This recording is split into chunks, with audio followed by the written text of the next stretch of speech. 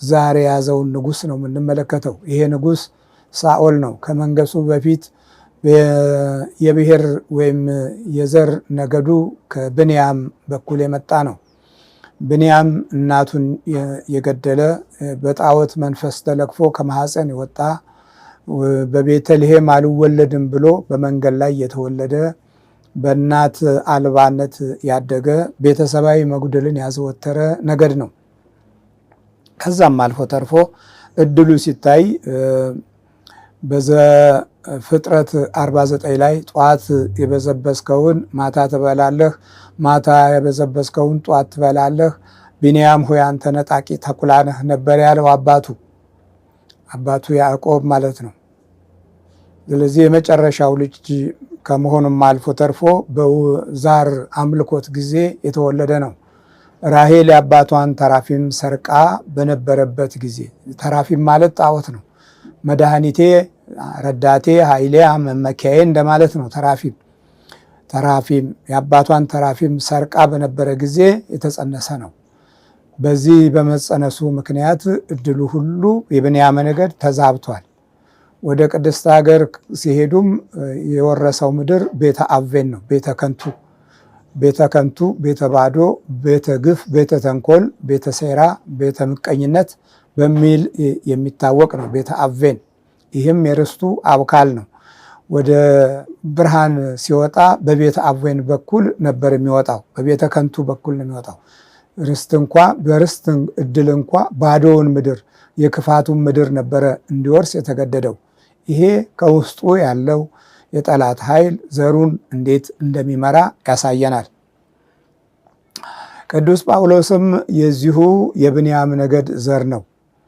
ስለዚህ ከኔ እንዲለይ ሰይጣን ከኔ እንዲለይ 3 ጊዜ ጸለይሁ፣ ግን ጸጋዬ እና ኃይሌ ይበቃሃል ብሎኛል ብሎ ከሕይወቱ ጋራ ተዳብሎ መከራ የሚያሳየው መንፈስ ከብንያም ነገድ በመዋረሱ ነው። ከብንያም ነገድ በመምጣቱ ነው። የብንያም ነገድ በጣዖት ጊዜ የተወለደ ስለሆነ ዛሩ ዘር ሆኖበታል ማለት ነው። ስለዚህ ወደ ሳኦል ስንመጣ ሳኦል እስራኤል አንግስልን ንጉስ ብለው ወደ እግዚአብሔር በጮሁ ጊዜ አህያ ፍለጋ ሄዶ በሳሙኤል አማካኝነት የተቀባ ንጉስ ነው። ከነገሰ በኋላ ስልጣኑን ጠቅሎ ከእግዚአብሔር ጋር በነበረ ጊዜ ከጠላቶቹ ያርፍ ነበር። ድል እያደረገ እያሸነፈ አገር ድንበር እያስከበረ ወገኖችን ከጠላት ጥቃት እየጠበቀ የዜግነታቸውን ክብር ብቻ ሳይሆን አምዳቸውን፣ ታሪካዊ የሆነ አምልኮታቸውን ሁሉ ጭምር ነበር የሚጠብቀው።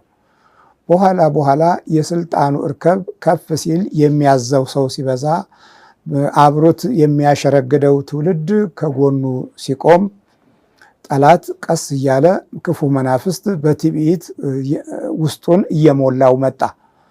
በውስጡ የነበረውም የዘሩ መንፈስ ከፍ እያለ መተበይ ሲጀምር የሳሙኤልን ቃልና ድምፅ መስማት አቃተው። አጥፋ ያላቸውን ሳያጠፋ ቀረ።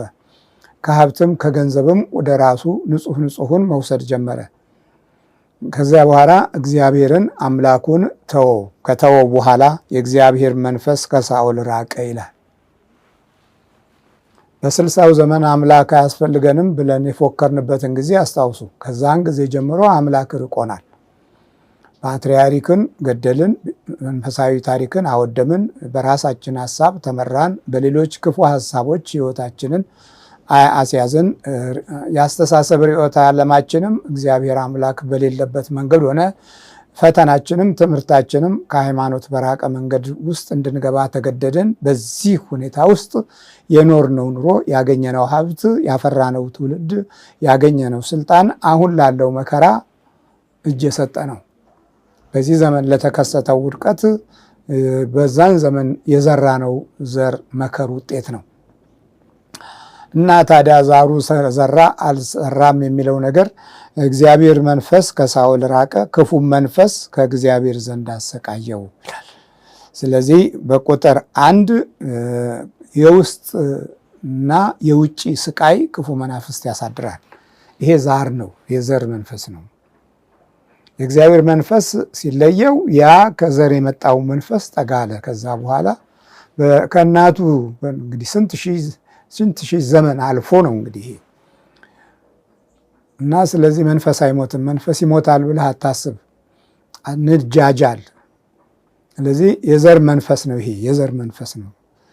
ከእግዚአብሔር ዘንድ አሰቃየው ይላል። ለክፉ መንፈስ ለቀቀለት፣ ዝም አለው፣ ተወው በቃ። ከዛ በኋላ ይሰቃይ ጀመረ። ሲሰቃይ የሚታይ ስቃይና የማይታይ ስቃይ የሚባሉ ነገሮች አሉ። የሚታይ ስቃይ መጨናነቅ፣ የምትይዘውንና የምትጨበጠውን ማጣት የዛር መንፈሶች አንዱ ተግባራቸው ነው።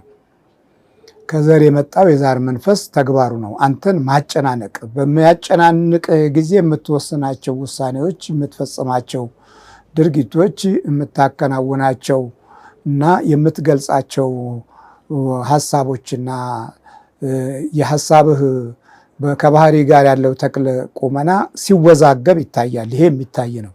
የሚታይ ጭንቀት ይዛል። ንግግሮች ሁሉ ተጣድፈው ክብርን የሚነኩ የሌላውን ሕይወት የሚጎዱና በሀሳብነት ደረጃ እንኳ ስቃይ መሆናቸውን የሚገልጹ ቋንቋዎች ታወጣለህ። እነዚህ ተሰቃያየ ከእግዚአብሔር ዘንድ ክፉ መንፈስ ከእግዚአብሔር ዘንድ አሰቃየው። በቃ እኮ እግዚአብሔር ዝም ሲልህ ይሄ ስቃይ መንፈስ ይገዛሃል።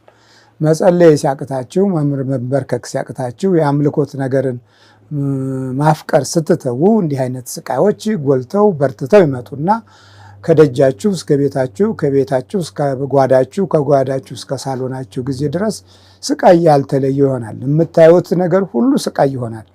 የምታዩት ራሱ ስቃይ ነው። ልጅ ስታዩ ስቃይ ይሆንባቸዋል። ቤተሰብን ስታዩ ስቃይ ይሆንባቸዋል። ቋንቋውም ስቃይ ይሆንባቸዋል። ንግግሮችና ድምፆችም ስቃይ ይሆንባቸዋል።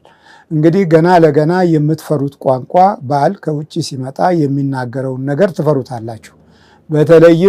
በተለይም እግዚአብሔርን እየተቃወመ በሳይንስ አምናለሁ የሚል ሰው ውስጡ ያለው ስቃይ በሚገባ ይታወቃል። የሚታይ ስቃይ ነው ይሄ። በገለጻው ራሱ ያስታውቃል። የስቃይ ቋንቋ ይናገርና በትውልድ ላይ ያሳርፋል። ስትጸልዩ አቤት መነኩሴ ልትሆን ነው፣ ጳጳስ ልትሆን ነው፣ ቄስ ልትሆን ነው፣ ምን እንኳን እንደሆን ሳናቀው ጵጵስና ምንኩስና ለምን እንደሚሰጥ እንኳ ሳናቀው ሚስቱን አይ እንግዲህ ወይ ጳጳሱኝና ይለይልሽ የሚልም የሚያሾፍና የሚገልጥ ይሄ ስቃይ ነው። የስቃይ ድምፅ ነው። ስቃይነቱ በሁለት መንገድ ይታወቃል። አንደኛው መንገድ ገና ለአንተ ስቃይ የሚያስቀምጥ ቃል ነው። ሁለተኛ አሁን በውስጥህ የተሰቃየህበትን ነገር የሚያሳይ ነው።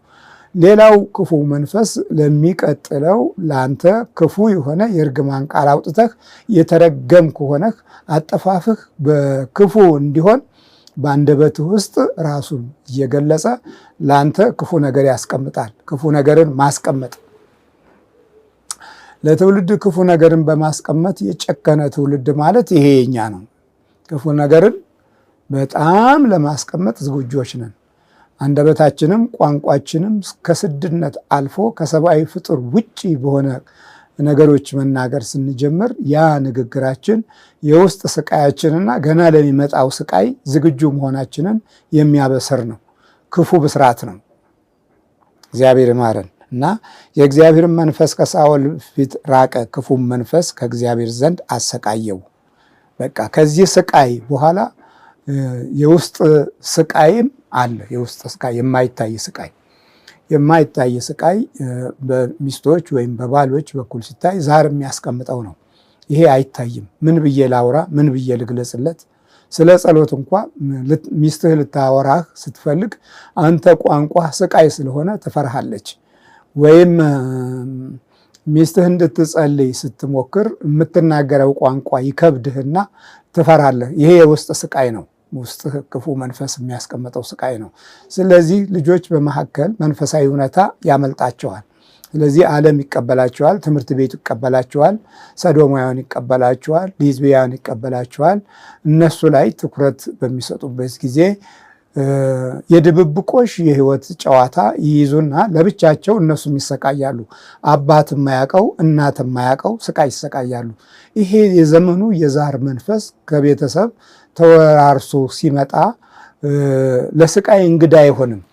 ሰብአዊነትን የለመደ ስለሆነ በዛ ልምድ ውስጥ ስቃይን ያበረታል። በዛ ልምድ ውስጥ የማንነትህን ባህሪ ይወስንበታል እና የሚታይ ስቃይ አለ። የሚታይ ስቃይ ልጅህ ባልሆነ መንገድ መቆሙን እያወቅከው ስትነግረው አይገባውም፣ ስትገልጽለት አይገባውም። ይሄ የዛር መንፈስ ወርሶታል። የዘር መንፈስ ይዞታል። የዘር መንፈስ ማለት ይሄ በሶስት መንገድ ይታያል። አንደኛ ሰብአዊነትን የለመደ ከኋላ ከነበሩት አባቶች እናቶች ከፍተኛ ልምድ ያለው በግበራም በተለያየ አይነት ጥቅማ ጥቅም የተያዘ የመንፈስ አይነት ሲሆን፣ ሁለተኛው ደግሞ በባህሪ ውስጥ ምን ማድረግ እንዳለበት የሚያውቅ በምን አይነት መንገድ አንተን ሊመራ እንደሚችል የተረዳ፣ ሶስተኛው ሰብአዊ ድክመትህን የሚያውቅ በየት በኩል ደካማ ጎን እንዳለህ በደንብ ያጠና ከበፊት ከነበሩ አባቶችም ልምድ የወሰደ ከዛም በላይ ደግሞ ለዘመናት እነሱ ቢሞቱም ቢያልፉም ይሄ ለዘመናት የሚቆይ ስለሆነ ሞት የማይነካው ስለሆነ ከፍተኛ የሆነ የካበተ የአጠቃቅ ስልት እና እንዴት አድርጎ ህይወትህን ከነባራዊ እውነታ ሊለይ እንደሚችል ልምድ ያለው ኃይል ነው ይሄ ዛር ማለት። ስለዚህ የውስጥ ስቃይን እና የውጭ ስቃይ ጎልብቶ እንዲታይብህ ያደርጋል። አንዱ የሚወጣ ስቃይ የሚገለጥ ስቃይ ነው፣ አንደኛው የማይወጣ ስቃይ ነው። ምን ብዬ ልግለጽለት? ምን ብዬ ላውራ? እንዴት ላሳምነው? እንዴት ላስረዳው? ጉዳቴን እንዴት ሊያውቅልኝ ይችላል? እንዴት ሊረዳኝ ይችላል? የሚል ነገር ይሄ የውስጥ ስቃይ ነው። በዚህ የምትሰቃዩ እህቶች፣ ወንድሞች ብዙዎች ናቸው። ይሄ የዛር መንፈስ የሚያስቀምጠው የውስጥ ስቃይ ነው። ይህን የውስጥ ስቃይን መግለጽ ስትጀምር ገና ከጀምሩ ይኸው እንግዲህ ጀመረች፣ ይኸው ጀመረ፣ እንግዲህ ሊተነትነው ነው ችግሬን፣ እንግዲህ ጀመረ፣ በደሌን ሊያበዛው ነው። በቃ ስቃይ ነው። በደሌን ሊያበዛው ነው ማለት ስትጀምሪ ወይም ስትጀምር ገና እየፈራህ ነው። መኖራችሁን እየፈራችሁት ነው። መናገራችሁን እየፈራችሁት ነው። አንድ ጋር መሆናችሁንም እየፈራችሁት ነው። ግን ትኖራላችሁ። ይሄ የውስጥ ስቃይ ነው። አየህ፣ እዚህ እግዚአብሔር መንፈስ ሲለይህ በአምልኮት ውስጥ መገዛትን እምቢ ስትል አስራት በኩራቱን እያወጣህ የአምልኮት ክብርህን በቸርነትና በበጎነት መደገፍ ሲያቅትህ ዕለት ዕለት መስገድን እና በእግዚአብሔር ፊት ይቅርታ መጠየቅን ስትፈራው አለበለዛም ሳትፈልገው ስትቀር ይሄን ስቃይ ለትውልድ ታስቀምጣለህ። አንተም ተሰቃይተበት ታልፋለህ። በጣም የሚያሳዝን ነው ወገኖች። እግዚአብሔር ምሕረቱን ያብዛልን እና ሌላው ደግሞ በሳኦል ሕይወት ስንማር የሳኦል ሕይወት እንግዲህ በዚህ መንገድ መሰቃየት ሲጀምር አንድ ወቅት ላይ ከፍልስጤማውያን ጋር የሚደረግ ትግል ፈራው። ፈሪ ነው ደግሞ እንዲህ አይነት ስቃይ ያለበት ሰው ፈሪ ነው። ፈራ። ጠላት ድል እያደረገ መጣ። የሳኦል ጦር ተሸነፈ። ብዙ እስራኤላውያን ተጎዱ። ዳዊት ይህንን ባየ ጊዜ እረኛ ሆኖ በጣም ተናደደ። ምክንያቱም የእግዚአብሔርን ስምና ኃይል ያውቃል። ጉልበት እንዴት እንደሰጠው፣ በጎች እንዴት እንደሚጠብቅ በላዩ ላይ የእግዚአብሔር ጉልበት አለ እና ከዛ በኋላ ወደ ሳኦል መጥቶ ጠላቶች ይሄን ያህል ትውልድ ከጣሉ፣ የጎልያድ ጉልበት ይሄን ያህል ከበረታ እንዴት ነው? እኔ እኮ እግዚአብሔር የሰጠኝ ኃይል እና የስሙ ክብር በእኔ ዘንድ አለ። ስለዚህ ይህን ያህል የእስራኤልን ታሪክ ያዋረደ ጎልያድን እንዴት እንደምጥል እግዚአብሔር በውስጤ በሙሉ ኃይል ነግሮኛልና በቃ ከዚህ በኋላ እኔ በወንጭፍ እጥለዋለሁ ሲል ሳኦል ሳቀ። የለም ወንጭፉን ተውና የኔን ጦር ያዛለው። የጦር ልብስ አለበሰው፣ የጦር ጋሻ አስታጠቀው። ግን ከሱ ቁመት፣ ከሱ ጉልበት፣ ከሱ ባህሪ ጋር የሚሄድ አይደለም። የተሸነፈ ጦር፣ የተሸነፈ ጋሻ ነው። ይሄን አልፈልግም አለ። ከዛ አየውን ለካውና አልፈልግም አለ። ታዲያ ምን ታረ? በወንጭፌ እመታዋለሁ አለ። በጣም ገረመው። እንግዲህ በል ሞክረው አለና ላቀቀው። ቢሞትም ይሙት ቢዳንም ይዳን ብሎ ሂድ በቃ አለው።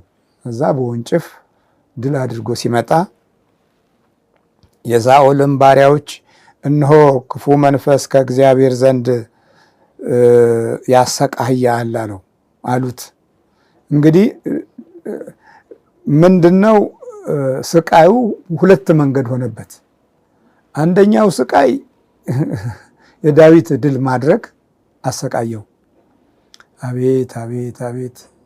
ስንት የጦርነት ወቅቶች ላይ ስንቶቹ በቅናት በምቀኝነት እንዲጎዱ የተደረገበት ጊዜ ብዙ ዘመን አለ። ብዙ ዘመን አሳልፈናል እና ባሪያዎቹ አዩት የሳኦልን ስቃይ። የሳኦልን ባሪያዎች እነሆ ክፉ መንፈስ ከእግዚአብሔር ዘንድ ያሰቃይሃል አሉና ነገሩት። ይህንን ስቃይ የሚያስታግስልህ ዳዊት የሚባል አለ አሉት። እሱ መጥቶ በገና ይምታልሃል። በገና ሲመታለት ሲዘምርለት እግዚአብሔርን ሲያመሰግን የሳኦል ክፉ መንፈስ የስቃዩ መንፈስ ዞር ይልለት ነበር። እግዚአብሔር ዞር ያድርግልን። በየዘመኑ ያሉትን የስቃይ መንፈሶች ዞር ያድርግልን። ዞር ይልለት ነበር። በዚህ ጊዜ በቃ ዳዊትን ወደደው። ከወደደው በኋላ እንዴት የኔን መንፈስ ተቆጣጠረው እያለ ደግሞ ይቀናል። የምቀኝነት መንፈስም ያዘው።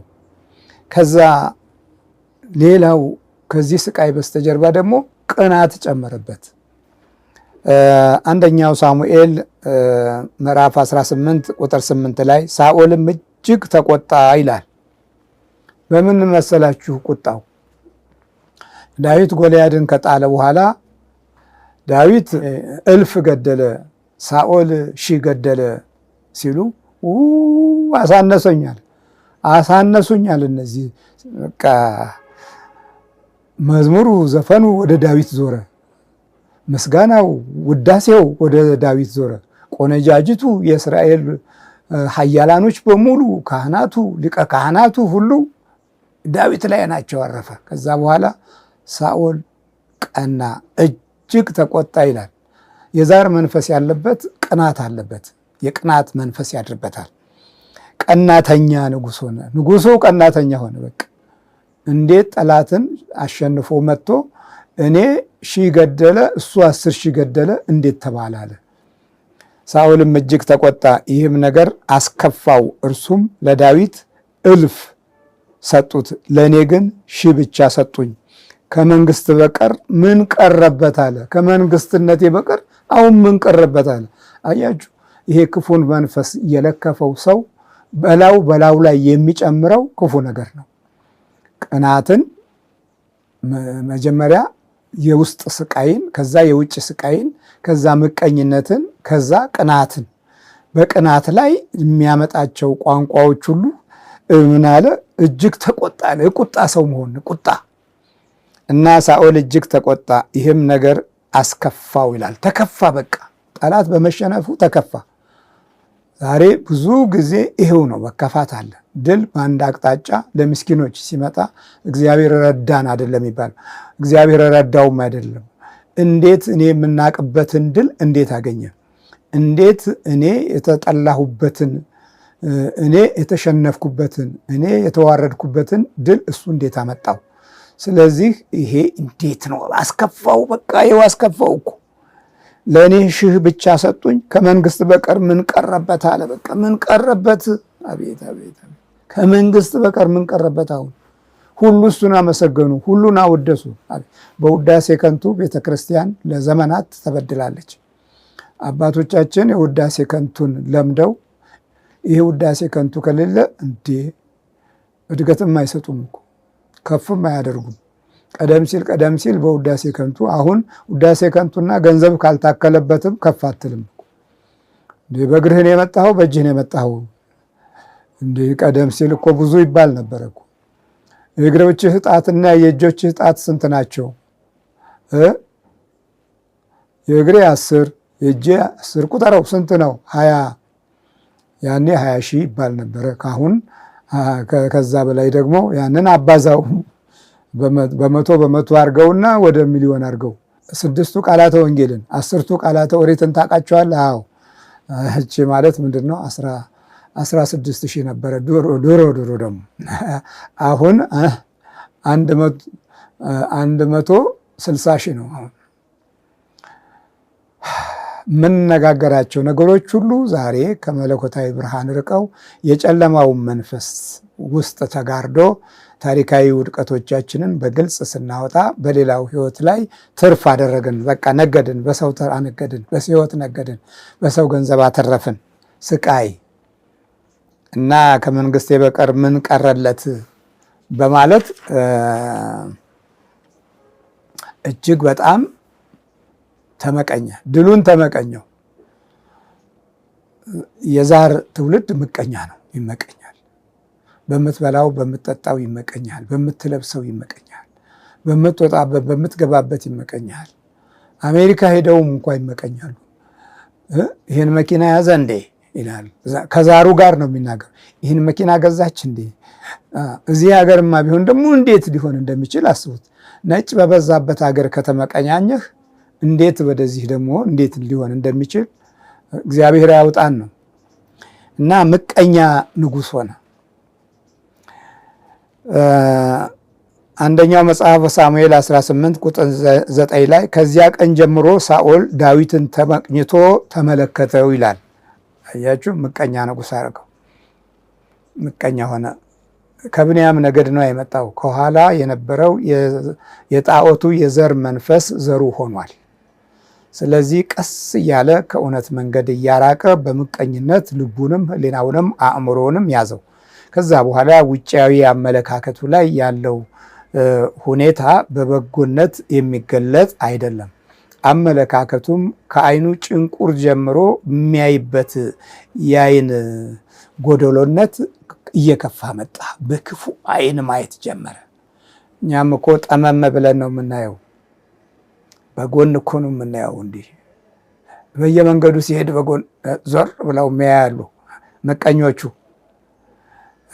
አንዳንድ ቦታም ውሃ ለመጠጣት ሲገባ አለ የአስተያየት ምቀኛ አስተያየት፣ የዛር አስተያየት አለች።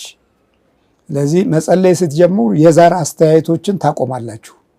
ያቺ የዛር አስተያየት ሽልክ ያለች ደባ የተቀላቀለባት ትሆንና የሆነ ሆኖ ግን እግዚአብሔር ከእናንተ ጋር ስለሆነ አሸናፊዎች ናቸው። ይፈራሉ፣ ይደነግጣሉ።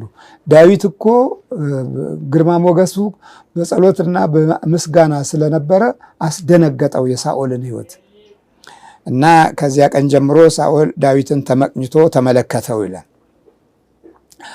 የሚገርም ነው። እና የምቀኝነት መንፈስ ያሳድርብናል። የቀናተኝነት መንፈስም ያሳድርብናል። የዛር መንፈስ ባህሪያቶቹ ውስብስቦች ሲሆኑ የሚታይ ምቀኝነትና የማይታይ ምቀኝነትም አለ። ሰው ኑሮውን ራሱ ይመቀኛል። ሚስት ጥሩ ገንዘብ ካገኘች ባልም ይመቀኛል። አይገርማችሁ?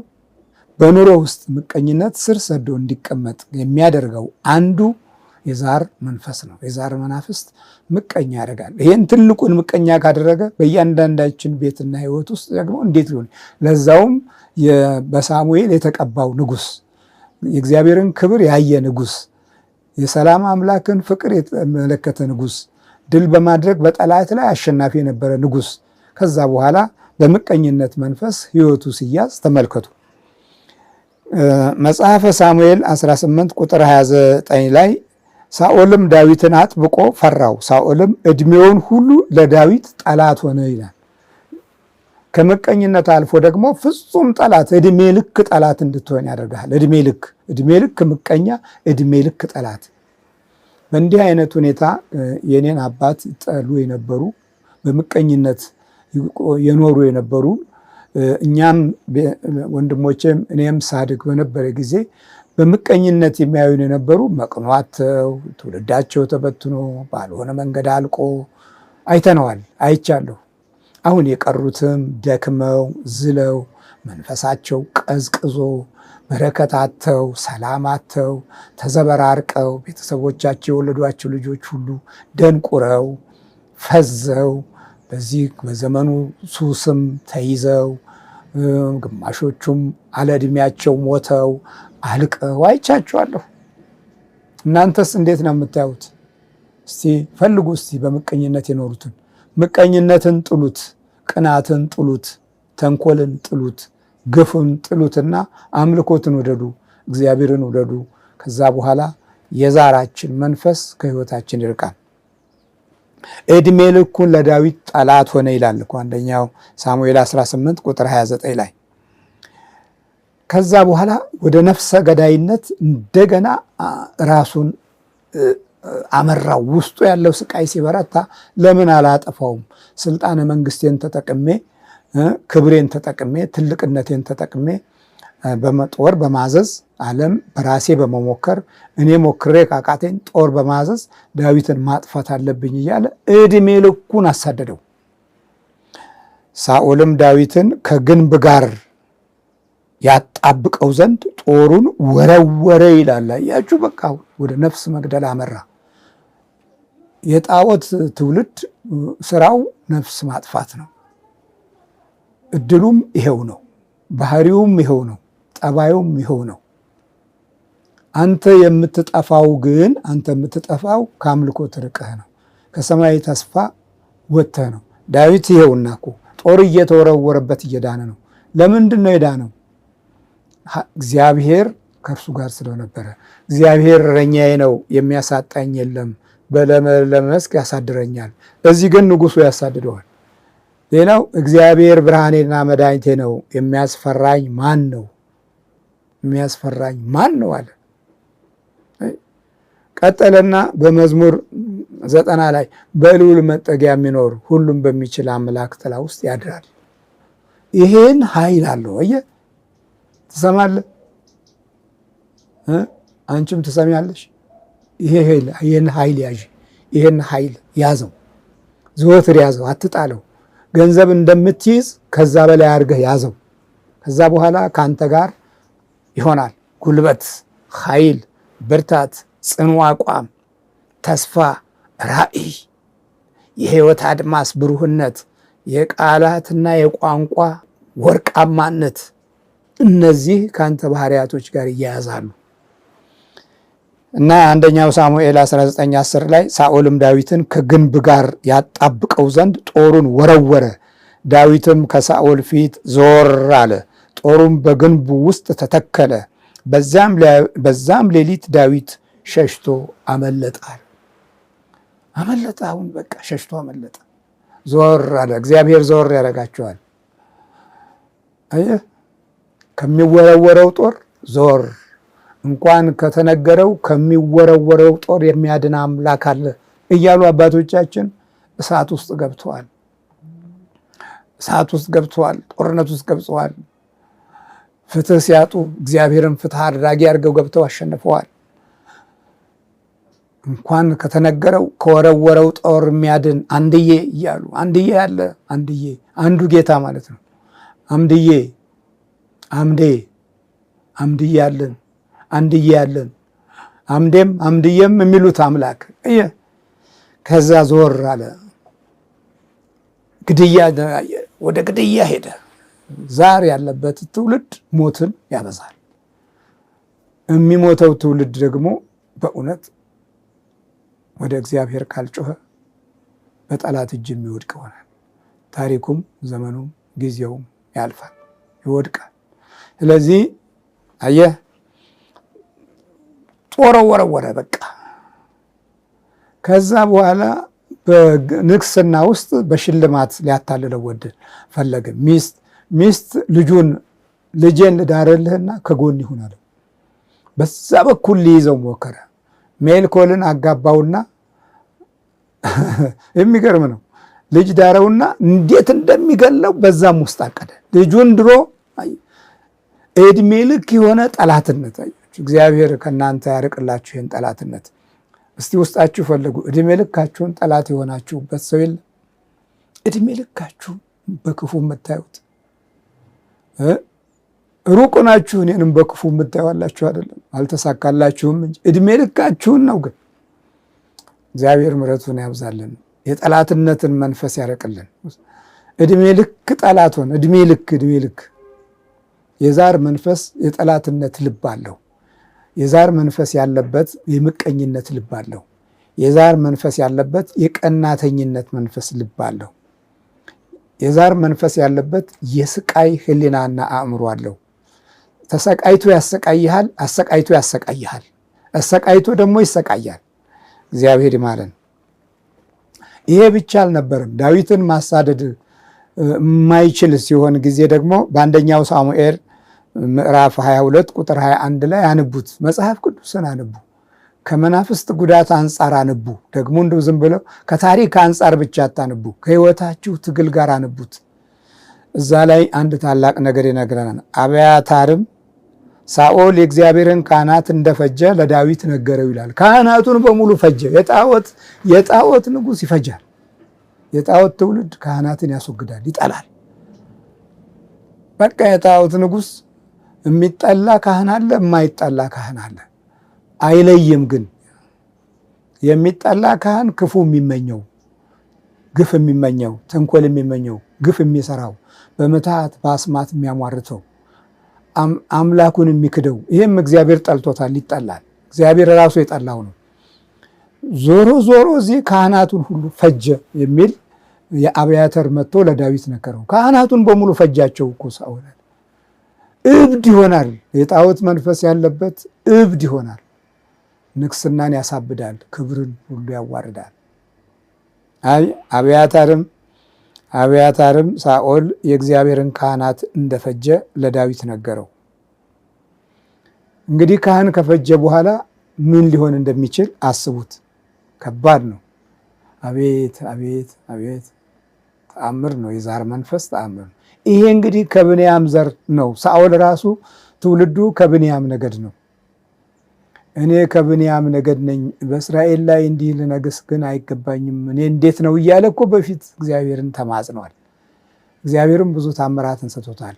አምላኩን ሲክድ፣ ከዛ በኋላ አምላኩን ሲተው፣ በስልጣኑ መመካት ሲጀምር፣ እግዚአብሔርን ትእዛዝ እምቢ ሲል፣ አለ አቅሙና አለ ጉልበቱ ወደ ላይ ተንጠራርቶ የካህናት መስዋዕትን ራሱ ማሳረግ ሲጀምር፣ ንጉስም ካህንም ነኝ ሲል፣ ሳሙኤል በነበረበት ዘመን አንተ ስለቀረህ እኔ ጸሎት አድርጌ አሳረግኩ አለ። እንዲህ አንተ እኮ ንግስና እንጂ ክህነት አልተሰጠህም፣ ስለ እግዚአብሔርን ቃል አቃለህልና እግዚአብሔር ካንተ በቃ ራቀ አለው። ከዛም ጊዜ ጀምሮ የእግዚአብሔር መንፈስ ሲርቀው የክፉ መንፈስ መጥቶ ስቃይ አሳደረበት። ከዛን ጊዜ ጀምሮ መመለስ አልቻለም። በድልም አልተመለሰም። በአሸናፊነትም በዳዊት አሸናፊነትም አልተመለሰም። በእግዚአብሔር ክብርና መገለጥም አልተመለሰም። በምስጋናና በውዳሴም አልተመለሰም። ጭራሽ ለእኔ 1000 ሰጡኝ ለሱ 10,000 እንዴት ነው መንግስቴ ብቻ ነው እንጂ የቀረው? ይሄ ሰው እኮ በቃ ሁሉንም ገዛው።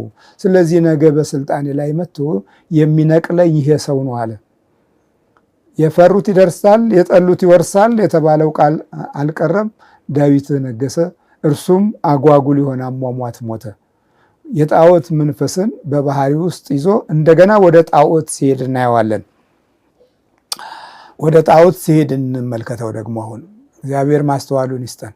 ብዙዎቻችን ከጣዖት በስተጀርባ እየተወለድን ስለሆነ ውስጣችን ክፉ ግፊት በጣዖት በኩል ጤንነታችን እንደሚመጣ፣ በጣዖት በኩል ብቻ እንደምንድን አድርጎ ክፉ መንፈስ ይነግረናል።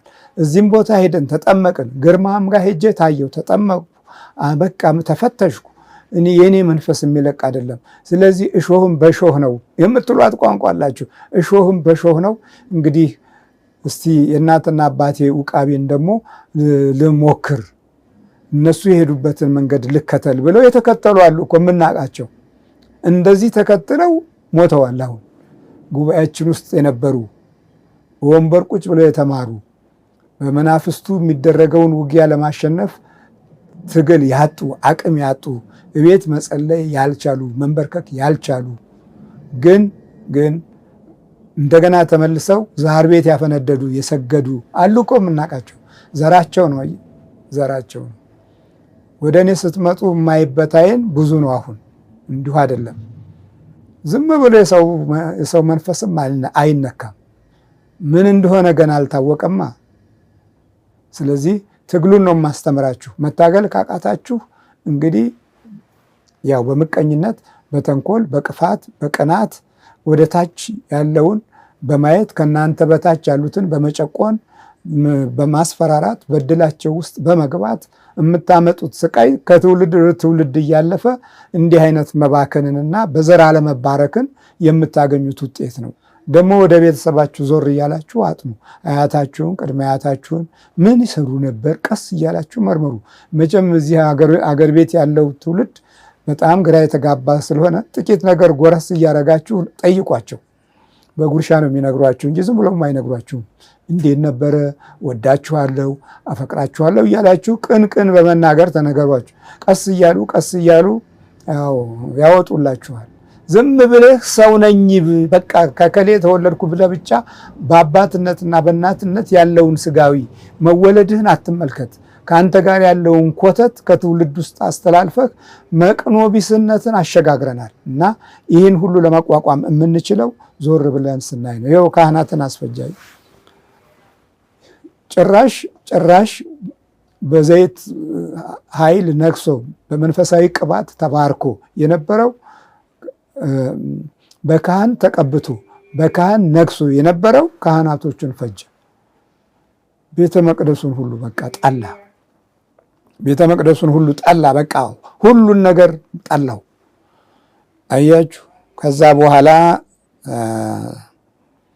ዛር ያለበት ጠንቋይ ይወዳል። እንግዲህ ጠንቋይ ሊወድ ወደ ጠንቋይ ሊሄድ ነው። አንደኛው ሳሙኤል 28 ቁጥር 7 ላይ ሳኦልም ባሪያዎቹን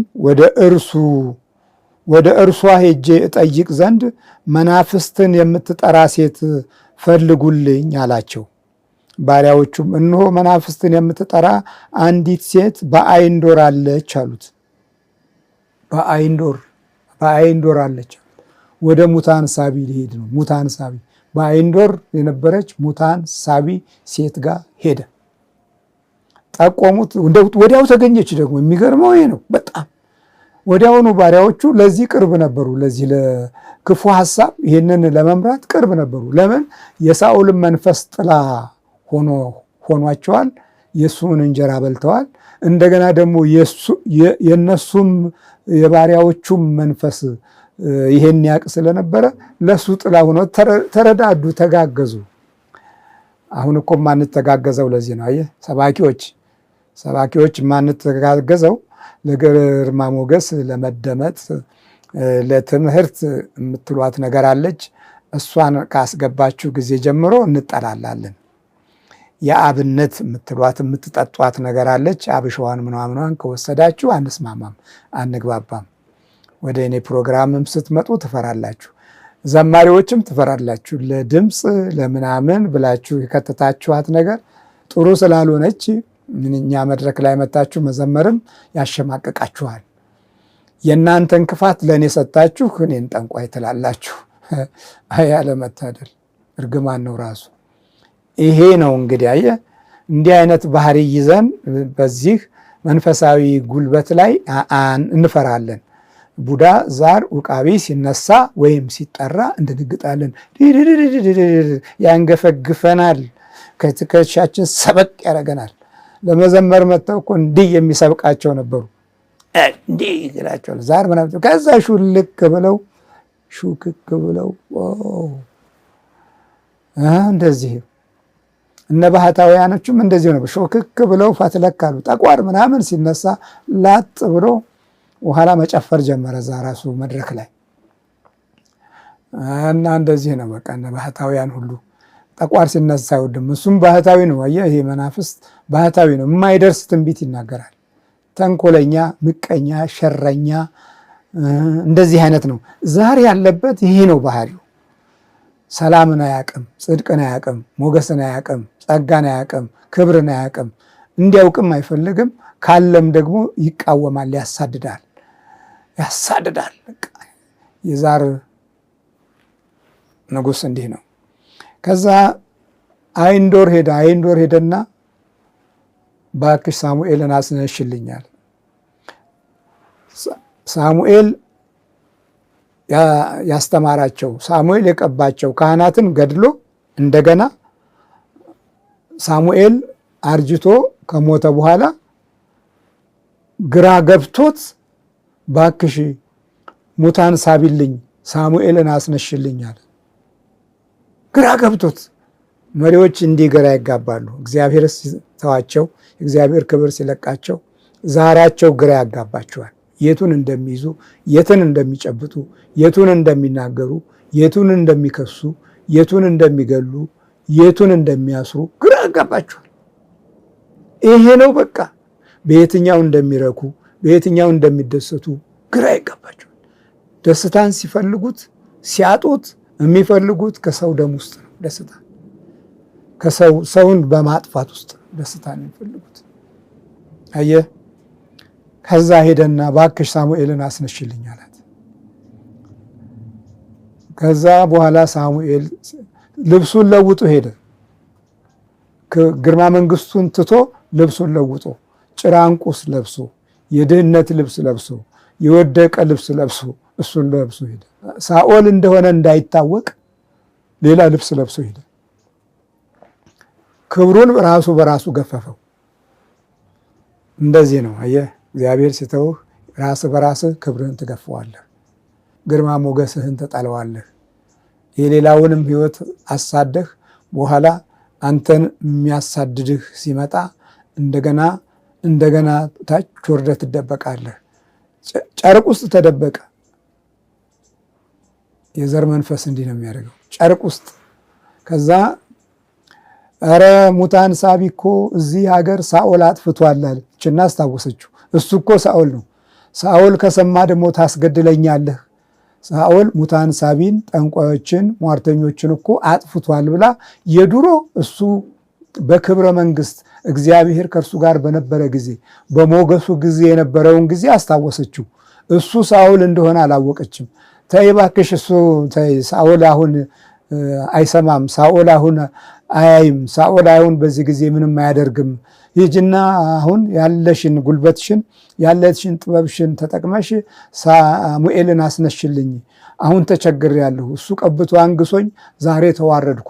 ስለዚህ እሱን አስነሽና እሱ ይንገረኝ። አሁን መጀመሪያም እንደነገረኝ መጨረሻዬን የሚንገረኝ አለና ለሟርተኛዋ ነገራት። የኬራድ ቢፍቱ ብራዴሜ ሙታን ሳቢዋ ጋር ሄደ። ማልጎቹ ደሜ አከካሱ ለማስነሳት ሄደ። እንዲነሳለት ሳሙኤል ተነስቶ እንዲነግረው ሄደ። ከዛ በኋላ ሙታን ሳቢዋ ሄደች ወደ ሳሙኤል መቃብር። አስቀድሞ እሷ ሳታስነሳው ሳሙኤል መጣ። በአካለ ነፍስ በአጸደ ነፍስ መጣና ተገለጠለት። ከዛም በኋላ ምን አለው መሰለ? እሷ ሳትን ሳኦል ሆይ ለምን ወደ እኔ መጣህ? አንተና ልጆችህ ነገ ከኔ ጋር ትሆናላችሁ። እግዚአብሔር ቀናቀህ፣ እግዚአብሔር ከጠላህ ዛሬ እኔ ምን ላድርግልህ? ስለዚህ አንተና ልጆችህ አንድ ጋር ትሞታላችሁ፣ ወደ እኔ ትመጣላችኋል። ከዛም በኋላ ይሄን ሲሰማ ወደኋላ ወደቀ። ሟርተኛዋ የአይንዶር ሟርተኛ አነሳችና አቀፈችው። ሳኦል መሆኑን ካወቀች በኋላ ንጉሥ ሆይ በል ተነስ አለችው። የጣዖት ጥጃ አርዳ አበላችው፣ እርሱም በላ።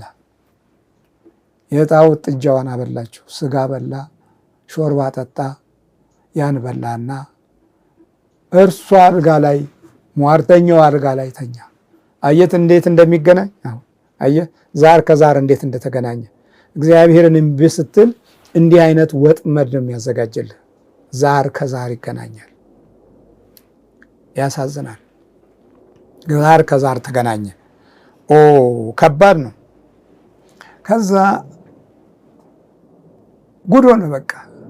ወዲያውኑ ወደ ጊልቦአ ተራራ ሄደ። ወደ ባዶ ተራራ፣ ወደ ባዶ ኮረብታ ሄደ። ጠላት እያሳደደ ተከተለው። ከዛ ጉድ ነው። ፈራ፣ ደነገጠ፣ ተጨነቀ።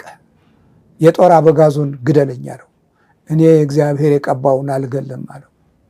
እባክህ ግደለኝ፣ አንተ ግደለኝ፣ አሳርፈኝ፣ አሁን ተጨንቄያለሁ፣ አልገልህም አለው። ጦሩን የራሱን ሰይፍ አስተካከለና እዛ ላይ ወደቀበት። ልቡን ወቅቶት ሞተ። የጦር አበጋዙም አለቃዬ ከሞተ ብሎ ልጆቹ መሞቱን የዳዊት የቅርብ ጓደኛ ዮናታን እሱም በጠላት እጅ ወደቀ። በአባቱ በደል፣ በአባቱ ጣዖት አምላኪነት፣ በአባቱ ክፋት፣ በአባቱ ሴራ እሱም በጠላት እጅ ወደቀ፣ ሞተ። 3 ልጆቹም ሞቱ። የሚያሳዝን የጣዖት እንጀራ በልቶ የጣዖት ስጋ በልቶ የአይንዶር የሟርት ስጋ በልቶ የሙታን ሳቢ እንጀራ በልቶ የሙታን ሳቢ አልጋ ላይ ተኝቶ እሷ ደግፋው እሷ አንስታው አየ መንፈሱ ሲገናኝ እንዴት እንደወሰደው እንዴት የህይወት ጎዳናውን እንዴት እንዳረገበት በጣም የሚገርመው ከዚህ ትምህርት ሳኦል ከሞተ በኋላ ፍልስጤማውያን የሚያመልኩት የጣዖት መንፈስ አገዘን፣ ጠላታችንን ጥለናል፣ የሳኦልን ልጆችንም ገለናል፣ እሱንም ገለናል ብለው አንገቱን ቆርጠው አልባሳቱን ይዘው ጦሩን ይዘው ወስደው አስታሮት ቤት አስገቡት። አምላካችን አገዘን ብለው ጭንቅላቱን ወስደው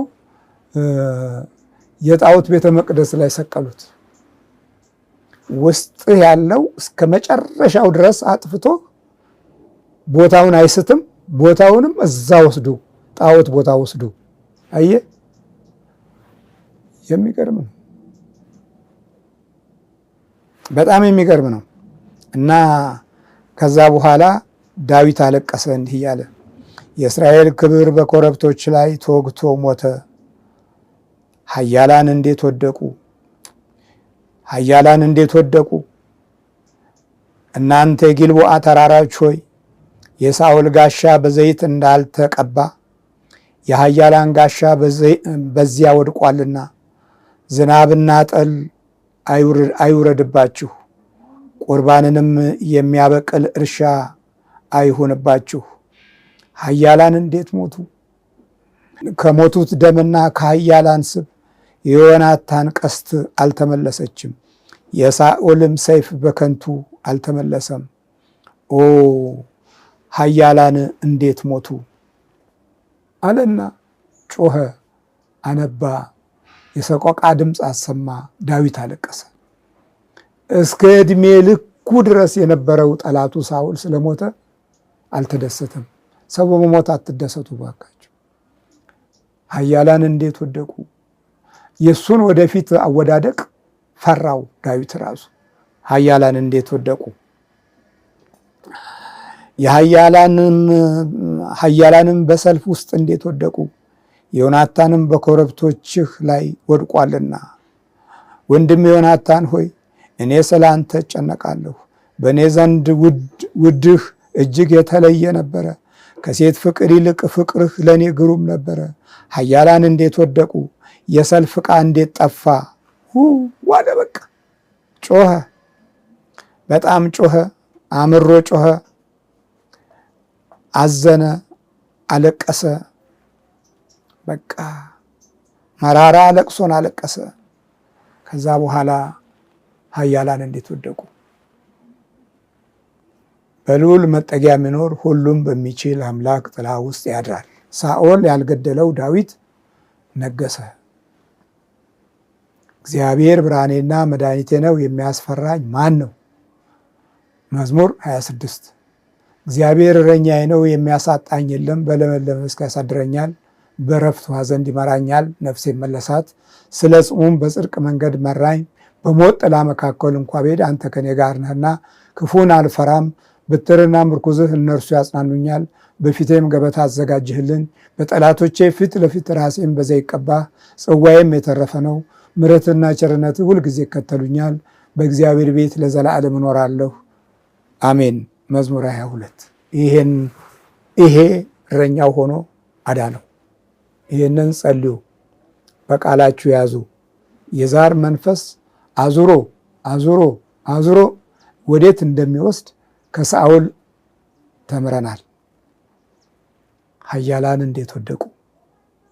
የዘር መንፈስ ወዴት ወደ ዘሩ እንዴት እንደሚወስድ በሞቱ ጣዖትን መሰለ፣ በሞቱ አካሉን አንገቱን ቆርጠው አካሉን ወስደው ጣዖት ቤት ሰቀሉት። ሰይፉም ጣዖት ቤት የሳኦል ሰይፍ ነው ተብሎ ሰቀሉት። አምላካችን ጣልልን ብለው ጣዖትን አመሰገኑ። እነዛ በጣዖት ይሄኛውን በክፉ መንፈስ ተገናኙ። መንፈሳችን አንድ ስላልሆነ እኮ ነው የምንጣላው፣ የማንገናኘው እኮ ለዚህ ነው። የምትሸሹት የምትርቁት እኮ ለዚህ ስም አጥፍታችሁ ዳርዳሩን የምትዞሩት ለዚህ እኮ ነው። መንፈሳችን አንድ አይደለም። መንፈሳችሁ መንፈሴ መንፈሴ መንፈሳችሁ ቢሆንማ ብዙ የምንወያየው ብዙ የምንማማረው ነገር ነበረ። እግዚአብሔር ማስተዋሉን ይስጠን። አሁንም እግዚአብሔር ብርሃኔና መድኃኒቴ ነው የሚያስፈራኝ ማን ነው የሚለውን መዝሙር ሁላችሁም ልትይዙት የሚገባ እውነት ነው። የዛር መንፈስ ዘሩን አይተውም። የዛር መንፈስ ጥፋቱን አይተውም። የዛር መንፈስ ውድቀቱን አይተውም። ከዛ መዝሙር 83 ላይ አስታወሰው። መዝሙር 83 ቁጥር 10 ላይ በአይንዶር ጠፉ እንደ ምድርም ጉድፍ ሆኑ ይላል። በአይንዶር ጠፉ እንደ ምድርም ጉድፍ ሆኑ። የሳኦልም ልጆች እንደ ምድር ጉድፍ ሆኑ። ታሪካቸው ቆመ። የዳዊት ታሪክ ግን ይሄው እስከ ዛሬ ድረስ መድኃኒታችን ኢየሱስ ክርስቶስ ከዳዊት ተወልዶ በዳዊት ከተማ በቤተልሔም የናዝሬቱ ኢየሱስ ተወልዶላችኋል፣ ታላቅ ምስራችን እነግራችኋለሁ። ከዳዊት ከተማ በቤተልሔም ኢየሱስ ክርስቶስ ተወለደ። ሳኦል እና ዘሩ ቀረ። ዳዊት እና ዘሩ በዳዊት ከተማ ኢየሱስ ክርስቶስ ተወለደ። የእግዚአብሔር ኃይል እየቀደመ እየበረታ ከታሪኩ ጋር እያገናኘ ሲወስደው ከታሪክ የሸሹትን ወደ ለመዱት ወደ ፈለጉት ክፋትና ተንኮል ጣዖት ወስዶ አጠፋቸው። እስከ ዛሬ ድረስ ትውልዳችን መቅኖ ቢስ የሆነው አለ ምክንያት አይደለም። እግዚአብሔር ምሕረቱን ያብዛልን። በክርስቶስ ሥጋና ደም ታንጸን በቤተልሔሙ ንጉሥ ተባርከን በቤተልሔሙ ብርሃን ተጎብኝተን የመንግስቱ ወራሾች እንድንሆን እግዚአብሔር አምላካችን ያብቃን። አሜን። ሰላም እግዚአብሔር ከእናንተ ጋር ይሁን። የሞቱትን ነፍስ ይማርልን፣ ያሉትን በሕይወት ይጠብቅልን፣ በመንፈሳዊ ጸጋ ይባርከን። ያሰባችሁትና መሻታችሁን ቅዱስና ብሩክ ያርግልን። አሜን።